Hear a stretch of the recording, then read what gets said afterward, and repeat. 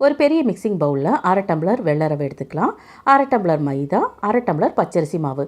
வறுத்த பச்சரிசி மாவு, வறுக்காத்தது எதாக இருந்தாலும் சரி. இது கூட 3/4 டம்ளர் தண்ணி சேர்த்துக்கோங்க. தண்ணி சேர்த்து நல்லா கலந்து விட்டுக்கோங்க. கூடவே 1/2 ஸ்பூன் சீரகம், தேவையான அளவு கல்லுப்பு, 1/2 ஸ்பூன் கல்லுப்பு சேர்த்துக்கோங்க, கரெக்டாக இருக்கும். இதை நல்லா கலந்து விட்டு ஒரு 1/2 மணி நேரம் அப்படியே விட்டுருங்க. நார்மலாகவே ரவா தோசை ரொம்ப டேஸ்ட்டாக இருக்கும். இந்த மெத்தடில் செஞ்சு பாருங்கள், ரொம்ப ரொம்ப டேஸ்ட்டாக இருக்கும். இப்போ நம்ம ஒரு பவுலில் ஒரு பெரிய வெங்காயத்தை சின்னதாக கட் பண்ணி சேர்த்துக்கோங்க. ஒரு துருவின கேரட், 2 பச்சை மிளகாய் அதையும் கட் பண்ணி சேர்த்து கூடவே கொத்தமல்லி தலைகளையும் சேர்த்து நல்லா மிக்ஸ் பண்ணி வச்சுக்கோங்க. 1/2 மணி நேரத்துக்கு அப்புறம் பாருங்கள், ரவையெல்லாம் நல்லாவே ஊறி இருக்கும்.